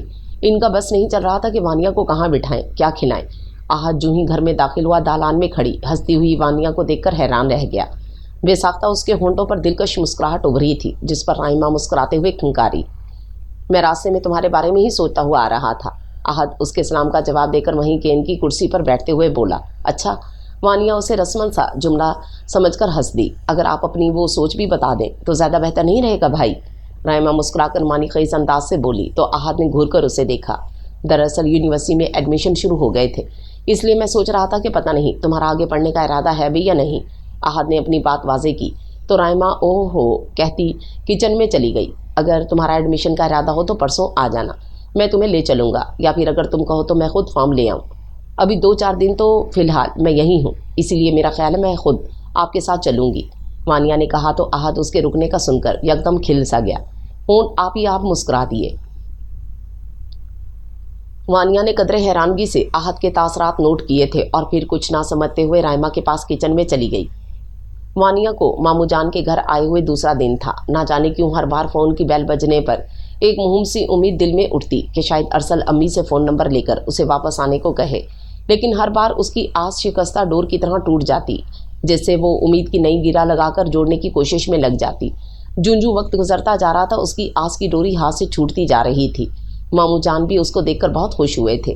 جب سے وانیا آئی تھی رات کے 2 بجے تک محفل سی جمی رہتی۔ آج بھی وہ ماموں جان اور مومانی کے ساتھ رات کا کھانا کھانے کے بعد گپ شپ میں مصروف تھی، جبکہ رائما کچھ مشکوک قسم کی سرگرمیوں میں مصروف تھی، کبھی کچن میں تو کبھی اپنے کمرے میں، نہ جانے کتنے چکر لگاتی پھر رہی تھی۔ انہیں باتیں کرتے کرتے تقریباً 12 بج گئے، تبھی رائما اس کا ہاتھ کھینچتی بولی چلو میرے کمرے میں آ جاؤ۔ وہ حیران سی اس کے ساتھ جو ہی کمرے میں داخل ہوئی، پورا کمرہ روشنی سے جگمگا اٹھا۔ کمرے کے درمیان میں رکھی ہوئی میز پر ایک کیک اور بکے رکھا تھا، جبکہ میز پر گلاب کی پتیاں بکھری پڑی تھیں۔ آہت ایک کونے میں کھڑا مسکرا رہا تھا، پھر وہ سب ایک ساتھ چیخے ہیپی برتھ ڈے وانیا۔